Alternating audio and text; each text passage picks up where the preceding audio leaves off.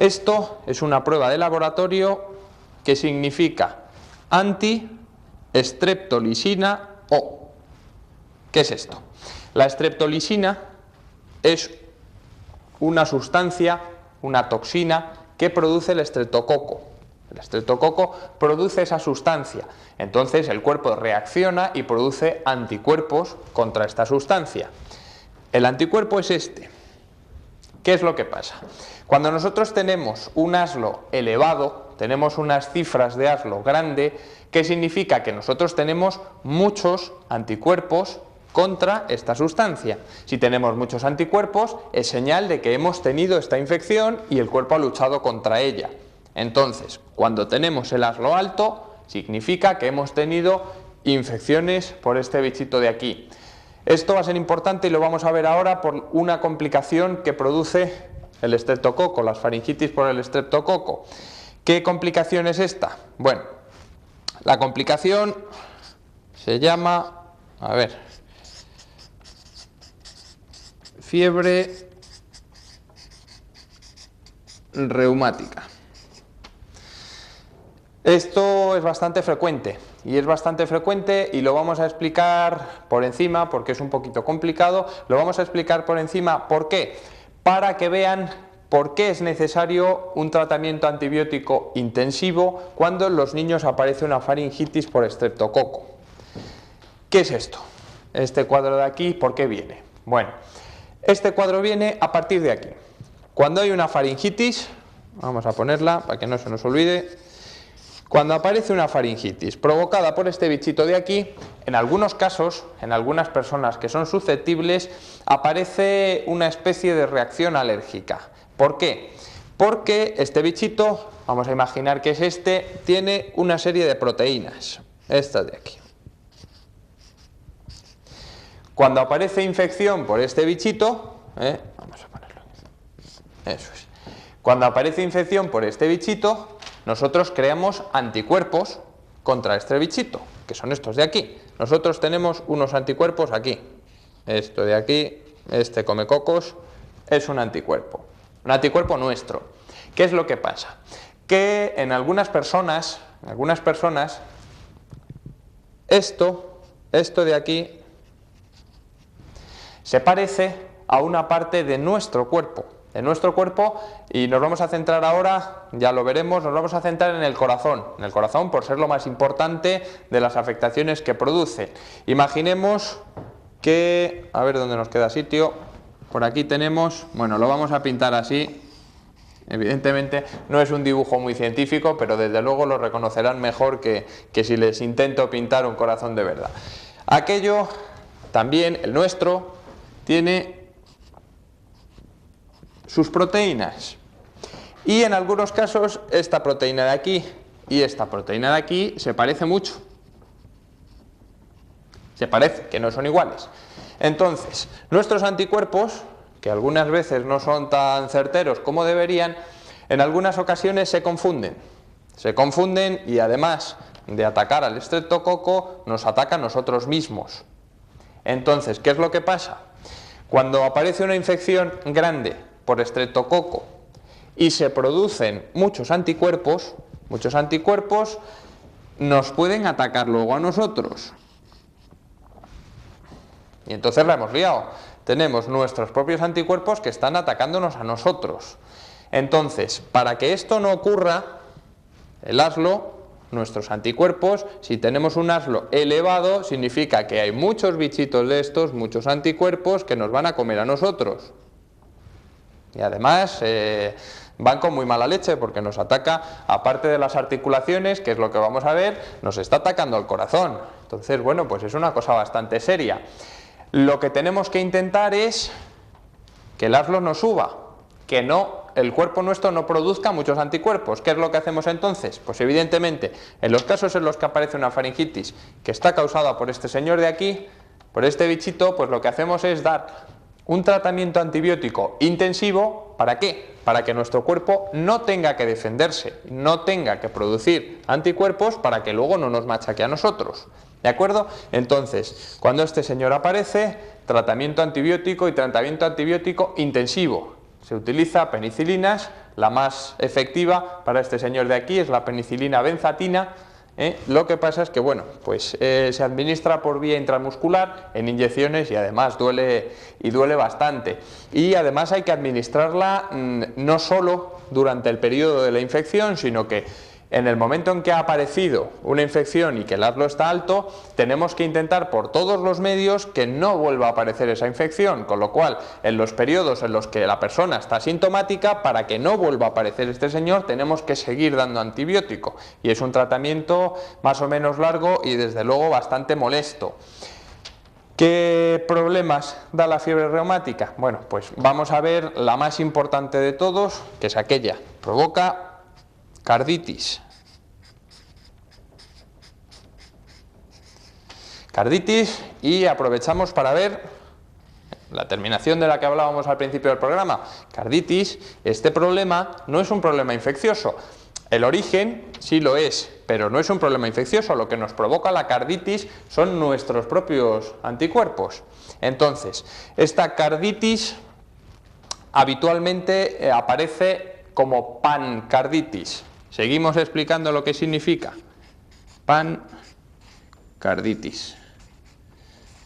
Este pan no tiene nada que ver con el de comer. Este pan es una raíz que significa, un prefijo que significa todo, es decir, afecta a todo el corazón. A todo el corazón, porque nuestro corazón tiene tres tejidos distintos. Tres tejidos. El músculo, todo lo que es el músculo propiamente del corazón, es lo que se denomina miocardio. Todo el mundo conoce lo que es un infarto de miocardio, es decir, cuando el infarto aparece en el propio músculo. Por dentro del músculo, las cavidades del corazón, aquí tenemos una, aquí otra y aquí otra. Bueno, esto es lo menos científico que puedo poner, pero bueno, todo el mundo reconoce nuestro corazoncito. Las cavidades están revestidas por un tejido que se denomina endocardio, y por fuera tenemos una película, vamos a pintarla así más o menos, tenemos una membrana que se denomina pericardio. Entonces, bueno, como nos afecta a las tres partes, al endo, al mio y al pericardio, se dice que es una pancarditis. ¿Qué provoca esto? Bueno, pues cuando aparece una pancarditis, aparecen taquicardias, aparece dolor precordial, aparecen arritmias, aparece dificultad para respirar, en fin, todos los problemas derivados de la inflamación de, sobre todo, el miocardio, pero bueno, que aquí afecta a las tres capas. ¿Qué más nos provoca la fiebre reumática? ¿Qué otras cosas nos provoca la fiebre reumática? Bueno, pues provoca artritis. Artritis que además, para ser más exactos, es una poliartritis. Se nos ha quedado el guión en medio, pero bueno. Nos provoca una poliartritis que afecta a muchas regiones del cuerpo, sobre todo afecta a las articulaciones más grandes, como puedan ser las rodillas, los hombros, a los tobillos. Suele ser poli porque afecta a más de 6 articulaciones, y estas articulaciones además pues aparece una artritis característica porque hay una inflamación, aparece un aumento de calor, aparece aumento de color también, y desde luego es muy dolorosa con los movimientos e incluso en reposo. Además de poliartritis puede aparecer poliartralgias. A ver, vamos a seguir poniendo palabras raras.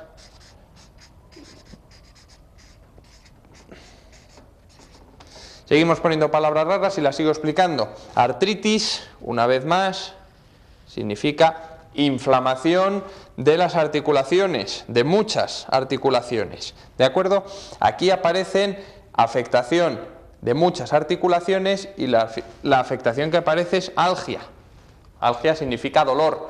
En este caso solamente hay dolor, no hay inflamación, ni hay aumento de color ni de calor, solamente aparece el dolor de las articulaciones. Y bueno, aparte de esto, pues hay otra serie de signos, los nódulos subcutáneos, en fin, es un tema más complejo. Pero sobre todo, bueno, pues queríamos que vieran este caso, que es un caso relativamente frecuente, porque es un caso que se debe evitar. Lo que tenemos que hacer, el tratamiento fundamental de la fiebre reumática es que no llegue a producirse fiebre reumática, y para que no llegue a producirse, lo que hay que hacer es tratar muy bien estas faringitis.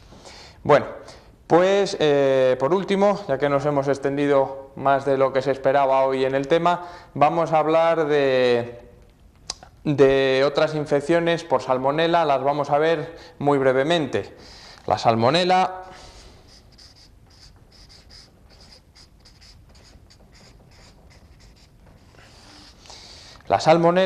que la mayoría las conocen, es un bichito bastante extendido, y provoca cuadros diversos. ¿Por qué?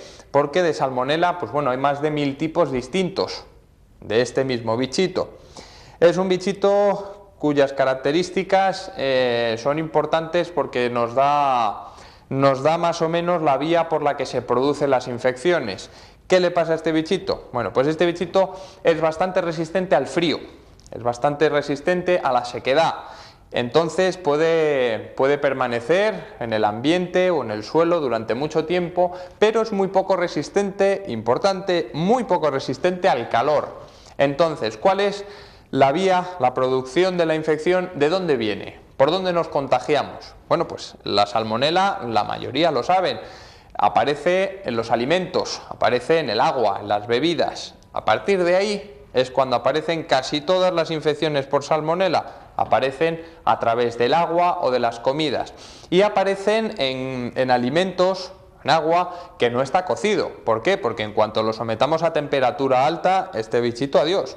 Pero en aquellos alimentos, en las verduras, por ejemplo, que se comen crudas, en los huevos cuando no están bien cocidos, pues puede sobrevivir este bichito y producir lo que produce habitualmente. ¿Qué produce? Bueno, pues aparte de la salmonelosis, de la gastroenteritis por salmonela, que todo el mundo conoce, pues también puede producir, por ejemplo, la fiebre tifoidea. Es otra enfermedad que nos produce la salmonela.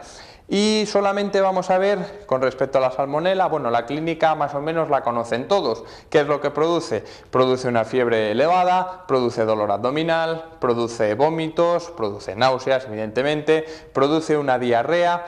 Y sobre esta diarrea nos vamos a centrar un poquito nada más por el tratamiento. La diarrea es una diarrea muy líquida. Ya estamos otra vez con las diarreas, pues sí, estamos otra vez, pero muy de pasada. Son diarreas muy líquidas, son unas diarreas de muy mal olor, no es que ninguna huela bien habitualmente, pero bueno, esta peor que el resto. Huele muy mal, aparece muy líquida, mucha cantidad. Vale, ¿qué hacemos con ella? Recordamos, cuando vimos las gastroenteritis, que la mayoría de las diarreas ceden única y exclusivamente con la rehidratación. Bueno, pues en este caso se hace más manifiesto todavía lo que ya habíamos visto en el otro capítulo, y es que en estos casos no se debe dar más medicación, nada más, solamente la rehidratación. ¿Por qué? Precisamente en este caso, esto es un bichito que provoca diarreas invasivas, es un bichito que se mete dentro de la pared del intestino, la invade y por eso provoca en las diarreas. Imaginemos que esta es nuestra pared del intestino, estas son las vellosidades y este bichito se mete dentro, empieza a romper por un lado y por otro y se nos mete por aquí dentro. Por eso, porque va rompiendo, provoca que la diarrea que aparece por la salmonela suele aparecer, aparte de mucosidad, muchas veces aparece también alguna pequeña pérdida de sangre. ¿Qué es lo que ocurre? Si nosotros con esta diarrea damos fármacos para cortarla, los fármacos para cortarla lo que hacen es que la movilidad, el peristaltismo, que es como se llaman los movimientos del intestino, el peristaltismo lo frena. ¿Qué ocurre?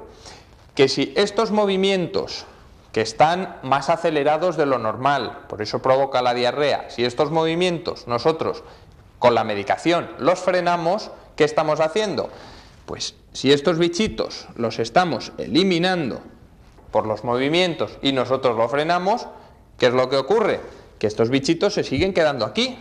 Cada vez que se hace una deposición diarreica se están eliminando muchos bichitos. Si nosotros cortamos eso, pues lo que hacen es que los bichitos se quedan aquí. Se quedan aquí, siguen invadiendo y pueden seguir invadiendo, pasar a la sangre y entonces nos da una sepsis, una infección general que es evidentemente muchísimo más grave que aquello. Entonces, Piensen, la mayoría se encuentran con un caso, no vamos a centrarnos en la salmonela, en una diarrea. En una diarrea importante que provoca fiebre, que provoca esas deposiciones. ¿Qué es lo que se les ocurriría hacer a la mayoría? Pues la mayoría lo que haría sería, la mayoría que no consulte a un médico, dar fármacos para cortar la diarrea. En las farmacias son muy dados, ya lo hemos dado, no queremos meternos con nadie, pero bueno, algunas veces actúan más de lo que deben. Daríamos fármacos para cortar la diarrea y la fastidiamos. Y además estas diarreas, a pesar de que son bacterianas, la mayoría de las veces ni siquiera necesita antibiótico, ni siquiera. Existen algunos que son más o menos específicos, como puede ser el cloranfenicol, pero que no se utiliza porque tiene unos efectos secundarios que, aunque son muy raros, son muy graves y desde luego no compensa arriesgarse por esto. Entonces, bueno, la mejor terapéutica, el mejor tratamiento para estas cosas es no hacer nada. No hacer nada, y a raíz de esto, y con esto acabamos nuestro programa, ya se pueden ir tranquilos, alguno por ahí está a punto de... A raíz de esto vamos a contar el chiste. Es un chiste que, aunque no tenga mucha gracia, es pedagógico porque, pues bueno, refleja bastante bien la actuación de muchos pacientes, de muchos enfermos. Lo contamos. Resulta que Jesucristo, después de 2000 años, pues vuelve a la tierra, y vuelve a la tierra como médico de la Seguridad Social. Entonces, pues pasa la primera paciente y pasa en silla de ruedas, una paciente que lleva muchos años en silla de ruedas, y Jesucristo le pregunta, ¿qué le ocurre? Y ella dice, pues mire, llevo tantos años en la silla de ruedas que, claro, de estar sentada continuamente, pues me ha salido una herida en el culo y me duele muchísimo. Entonces Jesucristo la mira y le dice, levántese y ande. Y ella vuelve, que no me ha entendido, que es que lo que a mí me ocurre es que tengo una herida aquí porque llevo tantos años en la silla de ruedas y no puedo moverme, que me duele mucho. Y él le vuelve a decir, levántese y ande. Y ella insiste, que es que no me está haciendo caso, que a mí lo que me ocurre es que me duele porque no me puedo levantar. Jesucristo se enfada y dice, señora, que se levante y que ande. Total, que la señora le mira muy mal, se levanta, se da media vuelta y sale. Y el marido, que le está esperando fuera, dice, bueno, ¿qué te ha dicho? Dice, nada, oye, ni me ha mirado siquiera. Bueno, pues esto refleja... Gracias, mamá. Mi madre se sonríe, menos mal que hay alguien que le ha gustado. Esto refleja una actitud, por desgracia, bastante frecuente. Y vuelvo a incidir sobre lo que decíamos en el primer capítulo. No pensemos que el mejor médico es el que más cosas manda. Generalmente, el mejor médico es el que menos cosas manda, siempre y cuando sea capaz de controlar todos los problemas que nos surgen. Y con esto acabamos nuestro programa de hoy. Espero que le hayan gustado y que, a pesar del chiste, nos vean en el próximo episodio. Muchas gracias.